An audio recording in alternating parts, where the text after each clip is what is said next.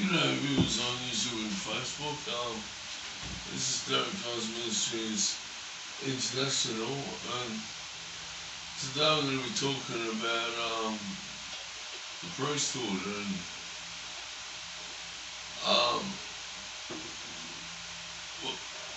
where do we get how do we get our credentials in the priesthood and where it comes from with that, and as to who can be a priest and stuff like that.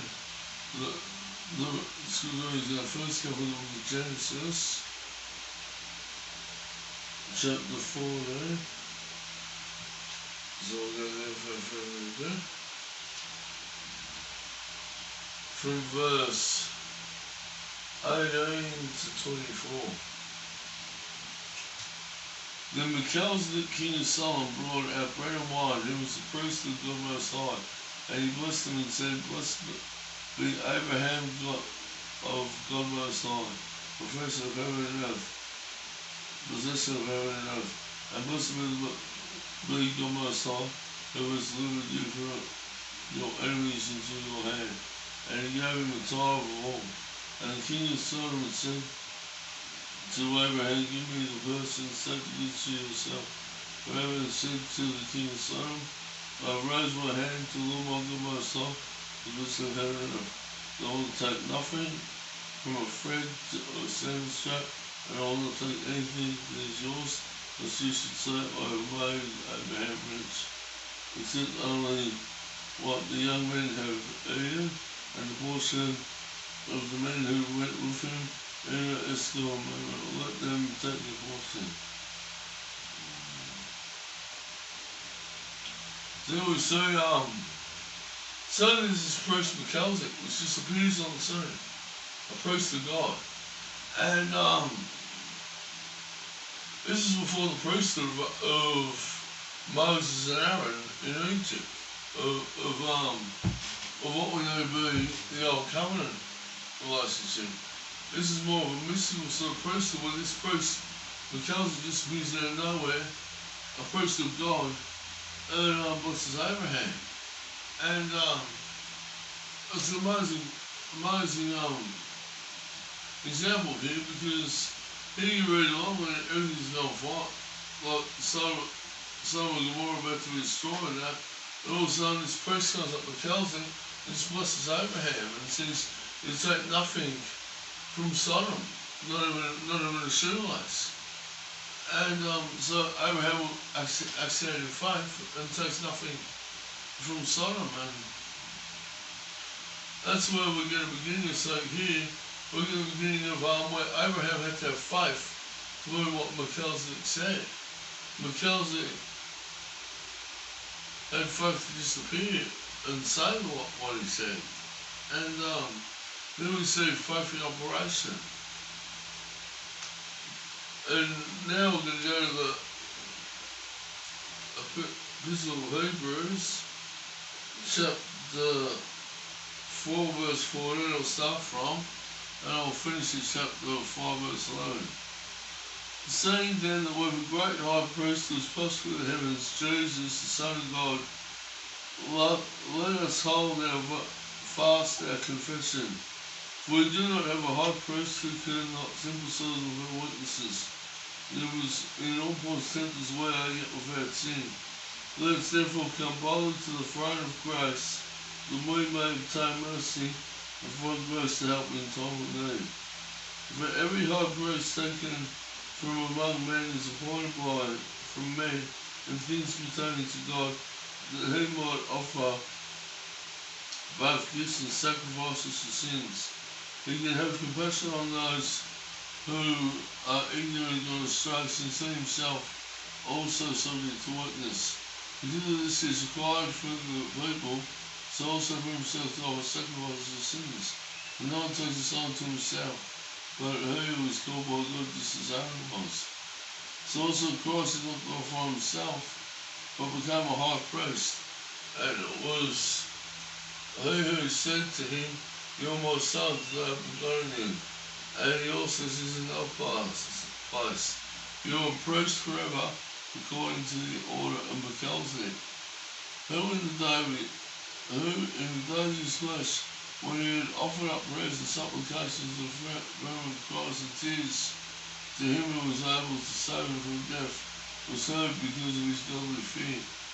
Though he was a son, yet he learned the obedience by the things which he suffered. And having been perfected, he became the author of eternal salvation to all who obey him. Called by God as a high priest, according to the order of Mechilzadek, of whom we much to say, and hard to explain since you have become dull of hearing. So here we go. Here Paul states here that Christ also was a priest according to the order of Mechilzadek. He's a priest that just mystically appeared and died on the cross and became the instrument of our salvation. And it's just awesome what God done in the lead up from the Old Testament to the New Testament. And knew that Mechilzadek in the Old Testament was a shadow of things to come, where Christ, when he came and died on the cross for our sins, was that perfect sacrifice in the order of Mechilzadek, was on the substance of things to come. And then to follow on as the advance of things to come, I'll scripture here from 2 Peter chapter 2 verse 9. You are a chosen generation, a royal priesthood, a holy nation, his own special people, that you may proclaim the praises of him who called you out of darkness into his marvelous light. So now, we're also called the same priesthood. That priesthood of Mechilzadek, a royal priesthood, a holy nation, a chosen generation.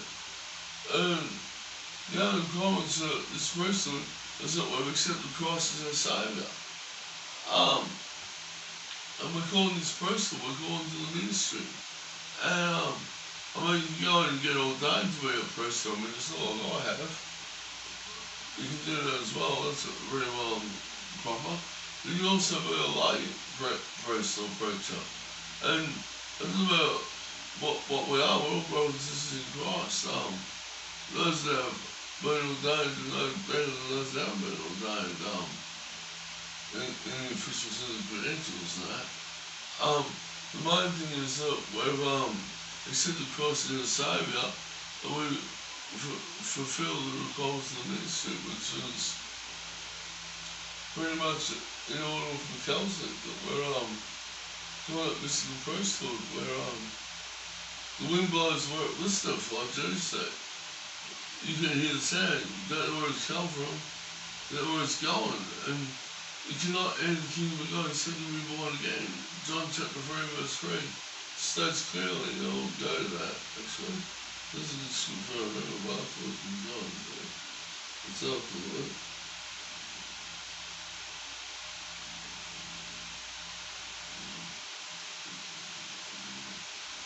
Here we go. I'll go back to the start of this actually. There was a man of the Pharisees named Nicodemus, a ruler of the Jews. The man came to Jesus one night and said to him, Rabbi, we know that you're a teacher and come from God, but no one can do these signs you do unless God is with him. Jesus answered and said to him, most assuredly I say to you, unless one is born again, he cannot see the kingdom of God. Nicodemus said to him, how can a man enter when he is old? Can he enter a second time to his mother's womb and be born? Jesus answered, most assuredly I say to you, unless one is born of water and spirit, he cannot enter into the kingdom of God. Which is born of flesh is flesh, which is born of spirit is spirit. Do not marvel I said to you, you must be born again. The wind blows where it wishes, you can hear the sound of it. You can tell where it comes from, where it's meant to go. So is everyone born of spirit. So there, so clearly that the main requirements of mystical priesthood is that we're born again, that we accept Christ as Saviour, and that we have that relationship with God. And there's those watching us that most likely have that relationship, some relationship with me. When you're saved, you're born again, you accept Christ as Saviour, but a lot of people are procrastinating the ministry.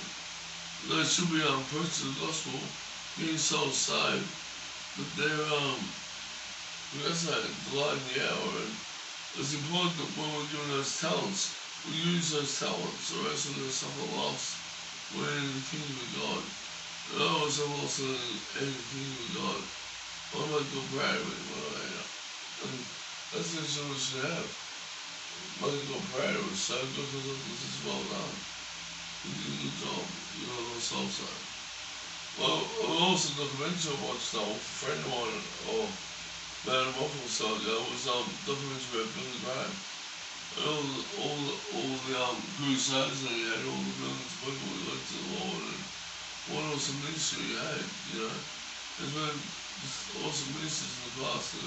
Even Charles Spurgeon, I was watching him the other day on YouTube, and just awesome people. John Wesley was a mission, and just amazing things, and just these people just turn up. God calls them, and most things happen. And you never know what you can do, you know. A man that sits at the very top of a mighty base of a mountain doesn't think it's more important than stones that fall in the base. And, you know, we're all stones inside that mountain. We're all living stones in the church. And Christ is the chief cornerstone, of course. As it says in the word, you cannot lay any other foundation rather than that of Christ. I've heard churches talk about Sabbath, or Bible Sabbath, and stuff like that, and it's controversial because there's no foundation you can lay except that of Christ. Jesus Christ is the chief cornerstone of the church. And yeah, well, that's pretty much the message of the week. Anyone wanting any Christian books or Bibles, that feel free to message me. Anyone that need prayer requests, feel free. If you want to give anything to ministry, what comes up. That's the message. God bless you all. Yours in Christ, Pastor Bill